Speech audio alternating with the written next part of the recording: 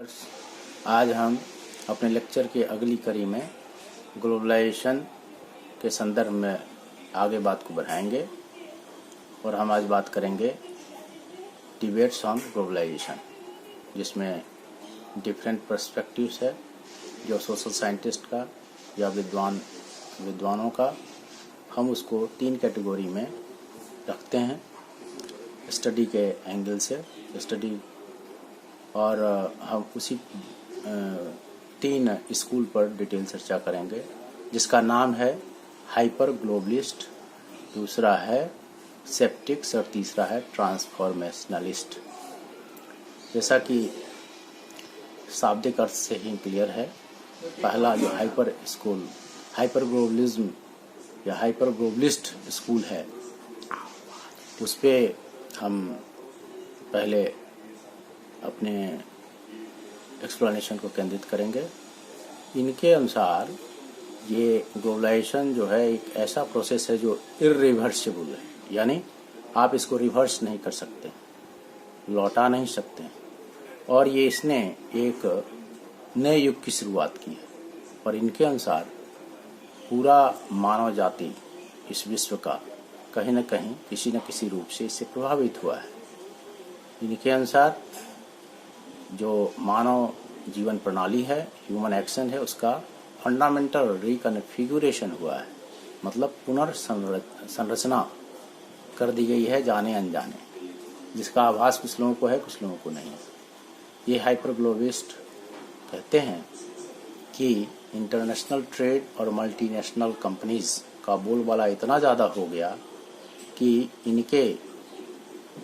Correspondingly, इनके strength के बढ़ोतरी के करस्पॉन्डिंगली हम नेशन स्टेट का जो पावर है उसमें क्षरण देखते हैं, उसमें कमी महसूस करते हैं। इनके अनुसार ये सारे ग्लोबलाइजिंग फोर्सेस ने एक इंटरनेशनल सिविल सोसाइटी को जन्म दिया और वर्ल्ड ऑर्गेनाइजेशंस को मजबूती दी। हम इसको इस ढंग से समझें, जो ये कहते हैं कि अब लॉयल्टी केवल नेशन के प्रति नहीं रह गई, बल्कि अब लॉयल्टी सुप्रा स्टेट लॉयल्टी हो गई, जिसमें हम इंटरनेशनल ऑर्गेनाइजेशन या वर्ल्ड ऑर्गेनाइजेशन को रखते हैं। और दूसरी तरफ जो डिफरेंट लोकल स्तर पर जो डिफरेंट इंटरेस्ट ग्रुप्स फॉर्म हुए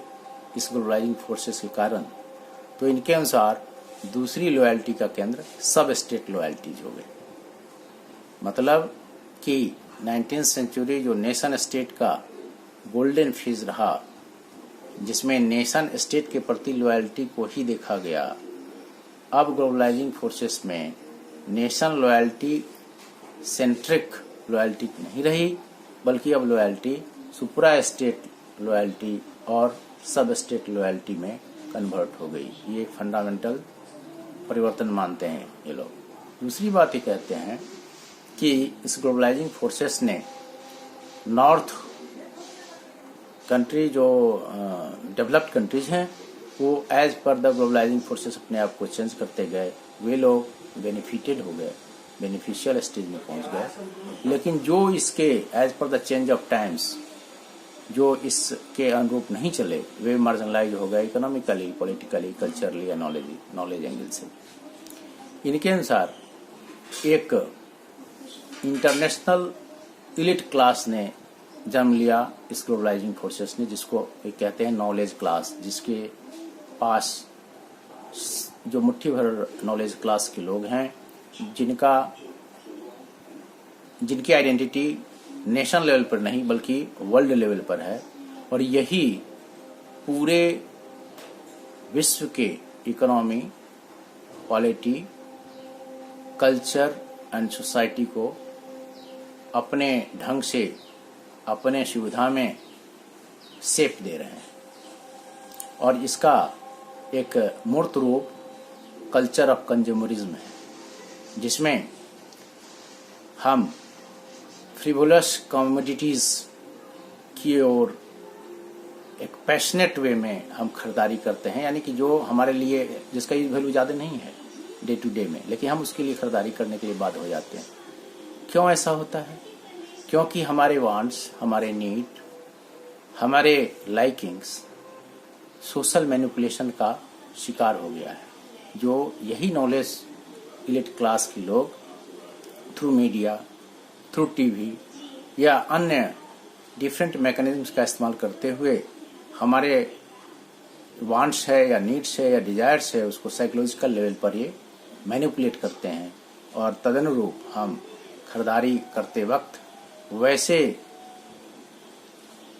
कम्युनिटीज को भी खरीदने के लिए बाध्य हो जाते हैं जिसकी जरूरत नहीं है या जो हमारे बजट में नहीं है, और ये हमारे पूरे बजट को प्रभावित करता है और एक तरह से थर्ड वर्ल्ड कंट्रीज में इम्पोवरिशमेंट का भी यानी गरीबी का भी एक बहुत बड़ा कारक है। अब हम दूसरे स्कूल की चर्चा करें जिनको हम सेप्टिक्स स्कूल के रूप में मानते हैं। इनका व्यू है तो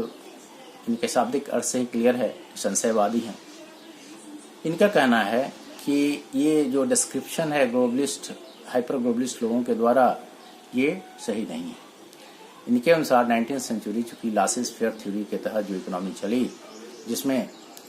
ट्रेड का एक्सपेंशन हुआ, जिसमें इंटरनेशनल इकोनॉमी ज़्यादा कनेक्टेड हुई और जिसमें लेबर फ्लो काफ़ी बढ़ा, इसी का हाइटेंड स्टेज है ये, यानी कि सबसे उच्च स्तर पर यह स्टेज आया जिसको कि ये लोग ग्लोबलाइजेशन की शक्ल में या ग्लोबलाइजेशन फेनोमेनन के रूप में बता रहे हैं। इसमें कहीं कोई नया चीज नहीं है। इनके अनुसार ये यह भी कहते हैं कि स्टेट ज्यादा प्रभावशाली रोल में है और एक क्रॉस बॉर्डर ट्रेड को ये ज्यादा रेगुलेट करने की स्थिति में है। इनके अनुसार इकोनॉमिक्स केवल और केवल इस वर्ल्ड सिस्टम को नहीं चला रहा है, बल्कि पॉलिटिक्स जो नेशन स्टेट जहां पर जिनका रोल प्ले कर रहे हैं वो ज्यादा प्रभावशाली ढंग से आज के दिन में इस वर्ल्ड सिस्टम को चला रहा है। ये फिर कहते हैं, दूसरी बात ये कहते हैं कि हम जो इस पूरे दौर में यह भी पाते हैं कि रीजनलाइजेशन हो गया है वर्ल्ड सिस्टम का, और इसमें 3 यानी यूएसए, वेस्टर्न कंट्रीज और एशिया पैसिफिक 3 ऐसे फाइनेंशियल सेगमेंट वर्ल्ड सिस्टम में उभरे हैं जिनका की हेजोमेनी पूरे वर्ल्ड इकोनॉमी और उसी के आधार पर अन्य पॉलिटी या कल्चर सब पर है। ये तीसरा आर्गुमेंट ये देते हैं कि इसमें जो कंट्री जो नॉर्थ से रिलेटेड हैं वो ट्रेड और इन्वेस्टमेंट के नाम पर वो ज़्यादा फेवरेबल स्टेज में हैं, और इस तरह से साउथ जो कंट्रीज जो साउथ से संबंधित हैं वो मार्जिनलाइज स्टेज में चले गए और डिसएडवांटेजियस स्टेज में चले गए। और इसमें इनके अनुसार ये ग्लोबलाइजेशन जो एक फेनोमेनन है, एक वर्ड है, इसके आड़ में यह और कुछ नहीं बल्कि वेस्टर्न डोमिनेंस है जो पहले से चला आ रहा है। अब हम तीसरे स्कूल की चर्चा करें जिसको हम ट्रांसफॉर्मेशनलिस्ट स्कूल कहते हैं। इसमें वैसे सोशल साइंटिस्ट हैं या वैसे स्कॉलर्स हैं जो ये मानते हैं कि ग्लोबलाइजेशन के दौर में rapid social, economic, political changes हुए और खासकर इंस्टीट्यूशनल चेंजेस भी हुए, न केवल नेशन के स्तर पर या विद इन नेशन बल्कि वर्ल्ड इंटरनेशनल ऑर्गेनाइजेशन के स्तर पर, जिसने हमारे जीवन के हर एस्पेक्ट को पूरे मल्टी डायमेंशनल इसका इम्पैक्ट आया, मल्टी फैसेटेड इम्पैक्ट इनके अनुसार हुआ। फिर ये कहते हैं कि जो सेकिंग्स है चेंज का ये कंट्राडिक्टरी नेचर है इनके अनुसार। ऐसा नहीं है कि केवल इसका निगेटिव ही इम्पैक्ट पड़ा, यह भी ये मानते हैं कि वैसे डेवलप्ड कंट्रीज या डेवलपिंग कंट्रीज जो as per the need of the time अपने आप को चेंज किए, इस ग्लोबलाइजिंग फोर्सेस के अनुरूप चले, वे लोग लाभान्वित हुए, जिसमें एशिया के भी कुछ कंट्रीज हैं, हम लोग भी जानते हैं साउथ ईस्ट में जो टाइगर्स के नाम से जो जाने जाते हैं, या इंडिया के भी संदर्भ में हम ये बात बोल सकते हैं कि हम लोग भी ग्लोबलाइजेशन में बहुत डिसएडवांटेज स्थिति में तो नहीं है इकोनॉमी के क्षेत्र में। हमारी सरकार इस मामले में बहुत सजग है और हम ऐसा पर्सपेक्टिव दे सकते हैं कि बहुत ज़्यादा हम लॉपसाइडेड हमारे यहाँ डेवलपमेंट नहीं हुआ। हम इन सब डिबेट्स पर जब हम गौर करते हैं तो ये पाते हैं कि पूरा डिबेट नेशन स्टेट के पावर फंक्शन और उनमें जो स्ट्रक्चर बुनियादी चेंजेस हुए हैं उसी के इर्द ये सारे सोशल साइंटिस्ट उसी को इंगित करते हैं कि कैसे ग्लोबलाइजेशन या ग्लोबलाइजिंग फोर्सेस ने नेशन स्टेट के स्ट्रक्चर को, उसके पावर फंक्शंस को, उसके टेरिटोरियलिटी को कैसे प्रभावित किया है। हम अगले क्लास में इनके इम्पैक्ट्स यानी ग्लोबलाइजेशन का जो इम्पैक्ट्स पड़ा समाज, सोसाइटी पर या इकोनॉमी पर या पॉलिटी पर, इसकी विस्तृत चर्चा करेंगे। धन्यवाद।